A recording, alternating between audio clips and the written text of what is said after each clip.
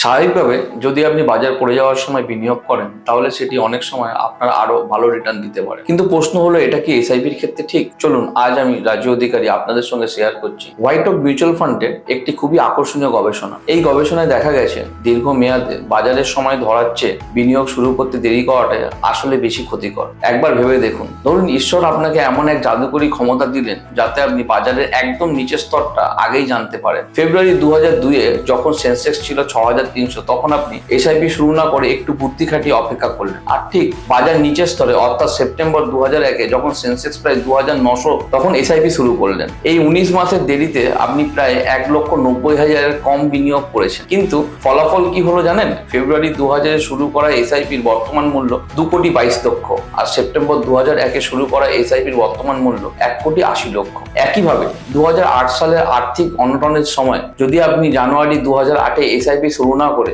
বরং বাজারের নিচের স্তরে মার্চ 2009-এ সেন্সেক্স যখন 10,000 ছিল শুরু করতেন, তাহলে কি হতো জানেন? আপনি প্রায় 1,40,000 কম বিনিয়োগ করতেন। কিন্তু জানুয়ারি 2008-এ শুরু করা এসআইপির আজ প্রায় 58 লক্ষে পৌঁছেছে, কিন্তু মার্চ 2009-এ শুরু করা এসআইপির বর্তমান মূল্য 50 লক্ষেরও কম। তাই বন্ধুরা, এসআইপি নিয়ে 4টি বিষয় সবসময় মনে রাখবেন। এসআইপি আগে শুরু করবেন, নিয়মিত বিনিয়োগের শৃঙ্খলা বজায় রাখবেন, দীর্ঘমেয়াদে বিনিয়োগ ধরে রাখবেন, কোন তারিখে কত ঘন ঘন বা বাজারে কোন পর্যায়ে বিনিয়োগ করেছেন সেটা নিয়ে ভাববেন না। অতএব এই 4টি ফর্মুলা যদি আপনি মনে রাখেন, আগামী দিনে আপনি লং টার্মে যদি এসআইপি করেন দুর্দান্ত রিটার্ন পাবেন। ধন্যবাদ। Fund investments are subject to market risk. Read all scheme related documents carefully.